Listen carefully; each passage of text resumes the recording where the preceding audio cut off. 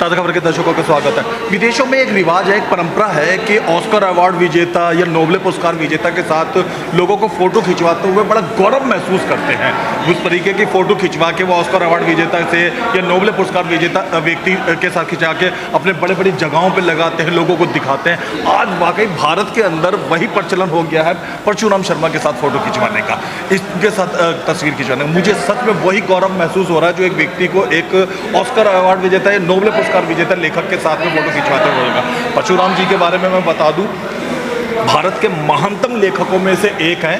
मजबूरी है, जैसे प्रेमचंद जिंदगी भर जो है परेशान होते रहे, उसके बाद सरकार ने और समाज वालों ने उनकी तरफ ध्यान दिया, उनके नाम से पार्क बनाई, सड़कें बनाई, इनके नाम से भी ऐसा होगा। मशहूर जिस समय नावलों का पूरा तूफान हुआ करता था, बाजार भरे पड़े हुआ करते थे किताबों और नावलों से, परशुराम जी की अपनी एक अलग पहचान थी। उस दौर के अंदर में बाजीगर इनका कैरेक्टर हुआ करता था, सुपर हीरो हुआ करता था नावलों में होने के बावजूद। जब लोग जासूसी लिखा करते थे, एक जासूस होता था जो कातिल और विदेशी हीरो खलनायक को पकड़ता था। इनके एक खास प्रकार के हॉररनुमा कैरेक्टर हुआ करते थे, छाए हुए थे। परशुराम जी आज हमारे पास मौजूद हैं। एक शब्द है प्रतिभा, बहुमुखी प्रतिभा संपन्न व्यक्ति।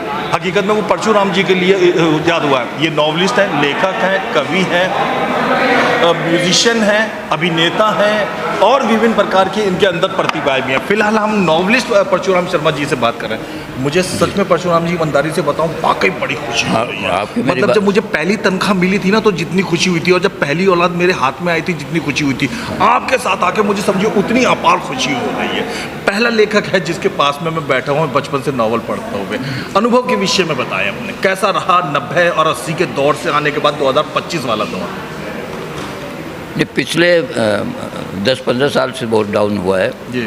उससे पहले तो हमें कोई दिक्कत नहीं, हमको ये लगता भी नहीं था कि अचानक इस तरह का एक तूफान स्लम आएगा कि हम लोग मतलब प्रोफेशनली या कॉमर्शियल पॉइंट ऑफ व्यू से बहुत नीचे चले जाएंगे जी।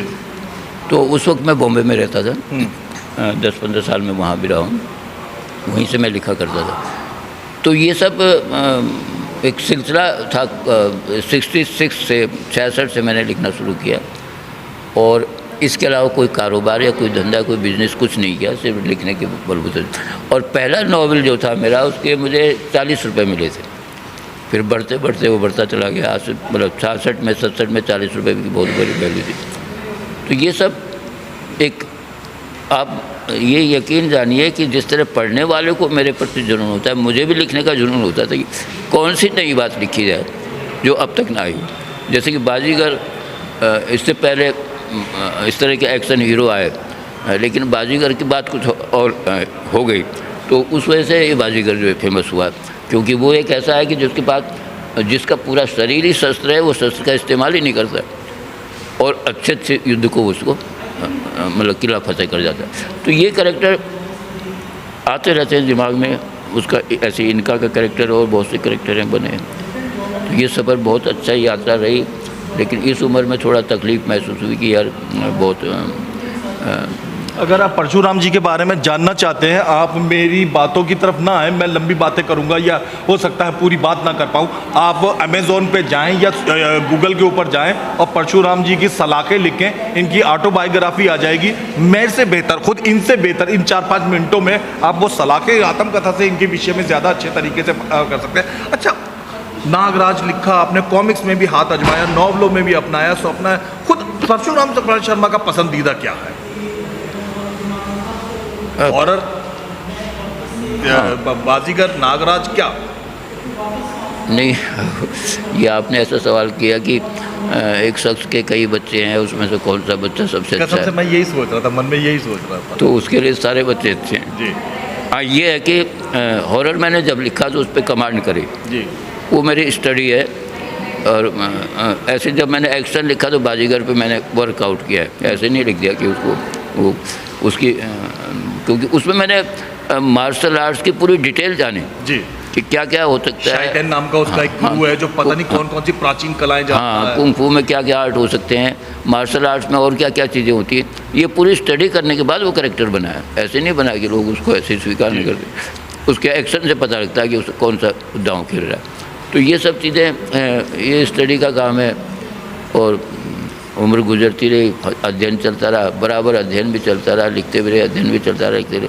हर नई बात, हर नई सोच की तलाश में निकलते थे, हर नई घटना को ऑब्जर्व करना और फिर उस पर कुछ लिखना, ये सब सिलसिला। लेकिन 70 और 80 के दशक के नॉवलों का दौर लगभग 90 और 2000 के आसपास में एक तरीके से लुप्त प्राय शौक हो गया था। लेकिन बहुत भला हो कुछ पब्लिशरों का जो एकदम अब तो उठान आना शुरू हुआ है, 10 साल से देखा जा रहा है लोग वापस पुराने नॉवलों की हाँ, मैं तो लिखना ही छोड़ दिया था। मैंने कहा यार क्या ख़त्म हो गया सब खेल जो है। तो अचानक सूरज पागल बुक से ऑफर आई, तो मैंने उनको कोरे कागज़ का कत्ल जो है वो नॉवल दिया पहले। हाँ, वो बिल्कुल एक अलग ही स्टोरी। जी मैंने पढ़ी वो। हाँ, वो पहला उपन्यास था जब यूँ समझिए कि 20 साल बाद जैसे वापसी होती है ना, जैसे अमिताभ बच्चन की फिल्म मृत्युदाता आई थी, उससे पहले वो फ्लॉप हो रहे थे, हुआ कि जी उनकी वापसी है, तो समझिए परशुराम जी की कोरे कागज़ के कत्ल से वापसी हुई थी। जी हाँ, वहीं से वापसी हुई। फिर शुभानंद कहने लगे भाई ये तो अच्छा मार्केट बन रही है, आप ऐसा कीजिए रेगुलर लिख के देते रहिए। तो मैंने कहा ऐसा क्या, जो रेगुलर तो मैं इतना दे ही पाऊँगा, आप मेरे पुराने नॉवेल भी छापना शुरू कर दीजिए। और ये सिलसिला फिर शुरू हो गया और बीच बीच में मैं उसको उनको देता भी रहा नया उपन्यास। वजह क्या है कि नई राइटिंग इसलिए नहीं हो पाती कि जब हमको लगता है कि पब्लिशर की आमदनी नहीं तो इसका मतलब वो हमें भी कुछ नहीं दे पाएगा, तो वो जो कलम है रुक जाती है। इसलिए जाती कि अगर 2 महीने इस बुक पे हम ख़राब करते हैं तो हमें तो मिलना कुछ नहीं है। आप सही माने जाने थोड़ा मतलब बहुत कम रॉयल्टी का परसेंटेज है जो मिलता है, उस वजह से जो है। और उसमें भी कुछ किताबें छपी हैं, कुछ अभी नहीं छपी हैं। तो मैं अभी सुबोध जी को यही कह रहा था, नीलम जासूस वालों कि आप लोग करिए, क्योंकि वहाँ से मेरा एग्रीमेंट 3 साल का था, वो ख़त्म हो गया, आगे वो छाप नहीं रहे। तो ये जो दौर अब जो हुआ, अब हो सकता है कि नया दौर शुरू हो जाए, कुछ चेंजिंग आए। लेकिन अभी तक बड़े बड़े दिग्गज राइटर सुरेंद्र मोहन पाठक यार, मतलब ऐसे ऐसे लोग भी एकदम सन्नाटे में कि यार हो क्या गया। हमको ऐसे लगता है कि पैरों के नीचे पैर को ज़मीन निकल के, हम सोच भी नहीं सकते थे कि कल ये होने वाला है, कभी नहीं सोच सकते।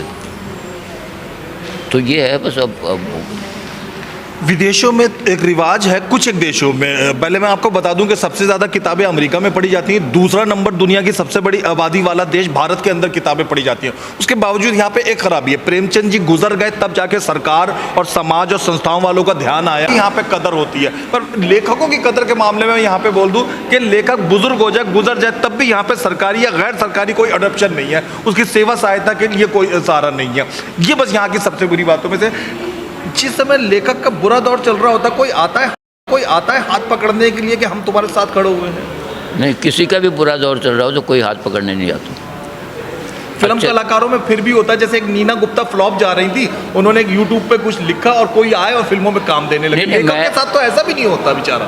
मैंने तो फेसबुक पे छोड़ा था कि अपनी स्थिति के बारे में, मेरे पता नहीं कैसे लिख दिया हो, तो उसमें ऐसे लोग मेरे हेल्प के लिए आ गए जिन्हें मैं जानता भी नहीं। अच्छा, जानना पहचान। मेरा एक भी पब्लिशर ऐसा नहीं है सिवाय सूरज पागल बुक्स के अलावा कि जिसने मेरी को हेल्प करने की कोशिश की। उन्होंने जिन्होंने कि करोड़ों रुपए कमाए जी, उनमें से एक भी नहीं आया कि भाई चलो इनकी मदद कर दीजिए, एक भी नहीं आया। बल्कि मेरे फैंस आए, और ऐसे ऐसे फैंस आए जिन्होंने 10,000 15,000 रुपये भेजे। सुरेंद्र मोहन पाठक थे जिन्होंने मेरी हेल्प की।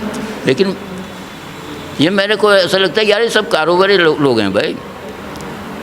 नागराज परशुराम शर्मा लिखता है तो संजय सर वो कहते हैं गुप्ता जी कि मैंने लिखा है, अपना वो आयोजन करवा रहे हैं, उत्सव मना रहे हैं और उसमें डंके की चोट पे सीना जो। अरे भैया तुम कुछ और भी तो लिख के दिखा दो यार। अगर ये क्रिएशन आपकी है तो आप कुछ और करके दिखाओ, एक लाइन तो लिख दो, फिर पता लग जाएगा कि कितनी मेहनत इस चीज़ के पीछे होती है।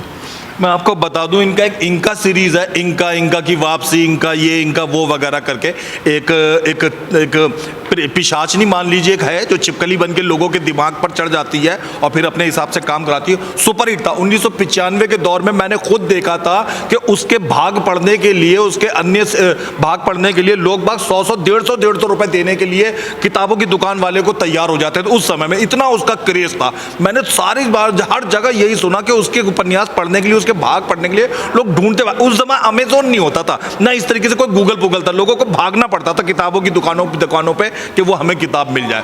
वो किताब के बारे में कहा जाता है, पाठक प्रेमी आपस में कहते हैं कि वो लाखों की तादाद में बिकी थी, लोगों ने बहुत पसंद करी थी। पर उसका हर जाना था, किताबें तो आपकी खूब बिकती हैं, लोग 90 में 95 में 96 तक 98 99 तक आपका दौर रहा किताबों का।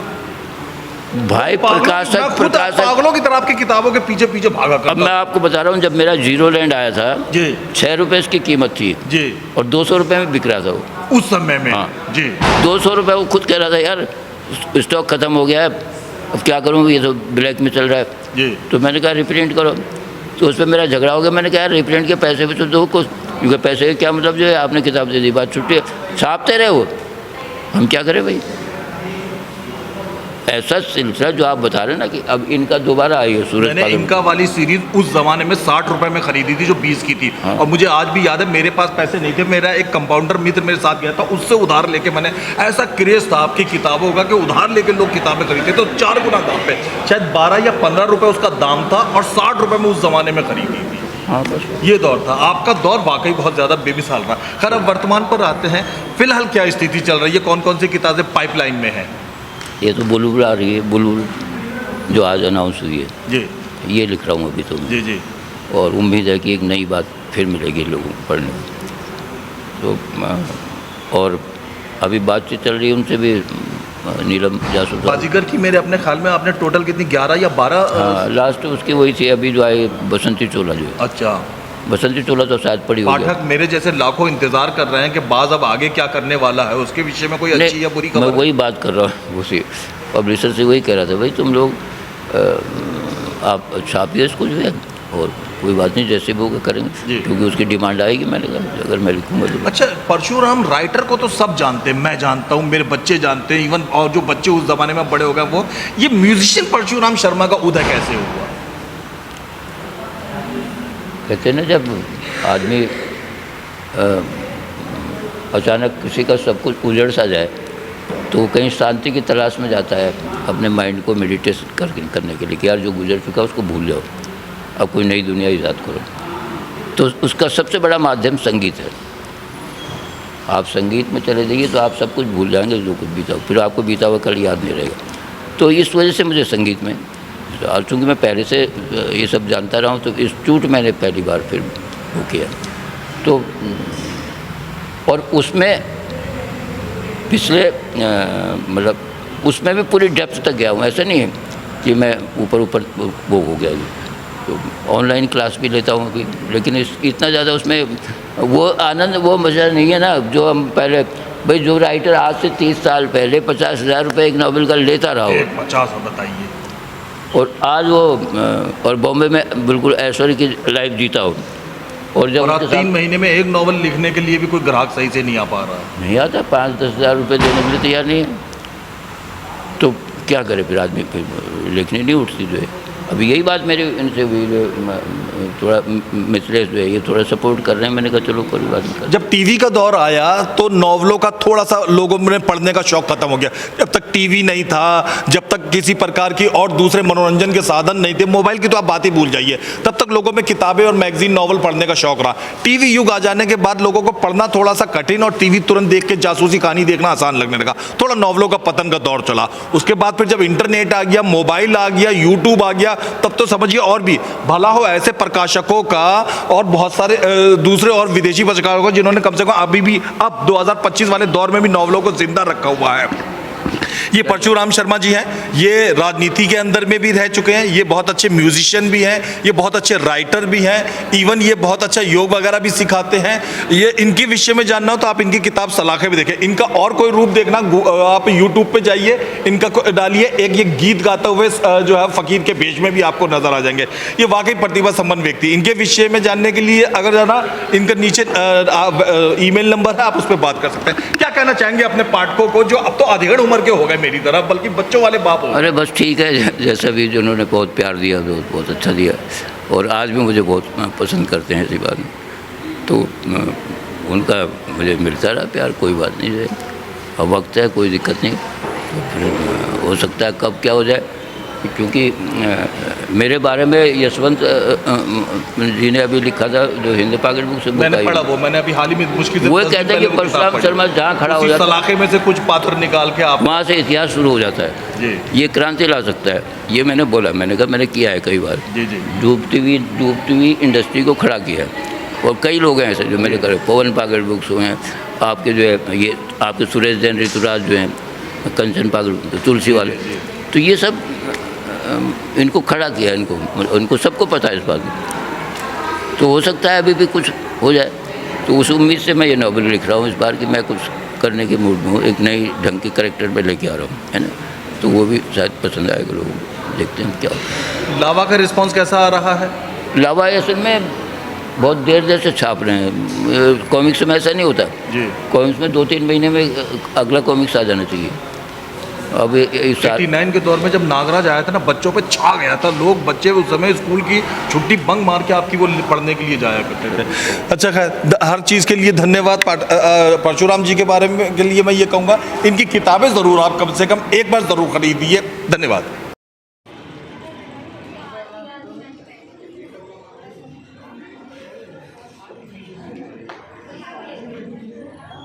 मैं सत्यवती कॉलेज में है, जहाँ पे फ्लाइट ड्रीम्स किताबें ज़रा हटके उत्सव हो रहा है। ये सत्यवती कॉलेज की बिल्डिंग है, जहाँ पर काफ़ी सारे लेखक भी आए हुए हैं और किताबों की एग्जीबिशन है।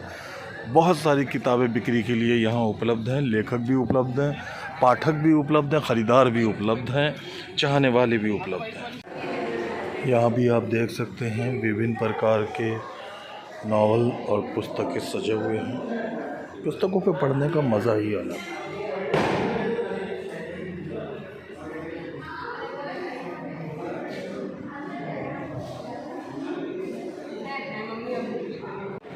हम इस समय सत्यवती कॉलेज में मौजूद हैं, जहाँ पे किताबें ज़रा हटके का उत्सव चल रहा है। यहाँ किताबों की नुमाइश लगी है, विभिन्न पब्लिकेशनों की फ्लाइट ड्रीम्स पब्लिशिंग की किताबें यहाँ मौजूद हैं। ये सत्यवती कॉलेज है।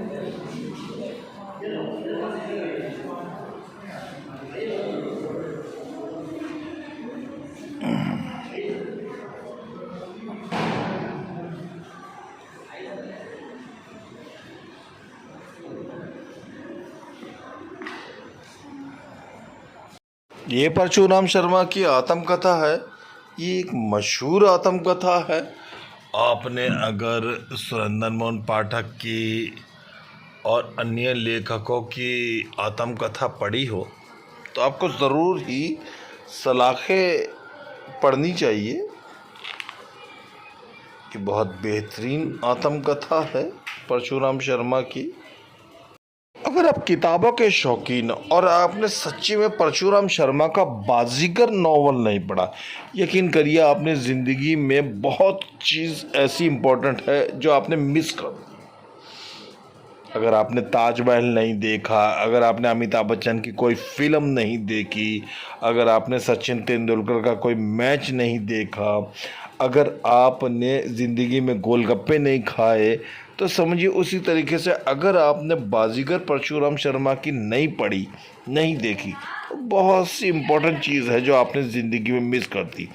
80 साल के बाद, 90 साल के बाद, 150 साल के बाद जब आप दुनिया से जाएंगे और सोचेंगे क्या क्या मिस करा, यकीन करिए मेरा ये कहना है परशुराम शर्मा का बाजीगर उपन्यास आप मिस करें, इसे ज़रूर पढ़ें।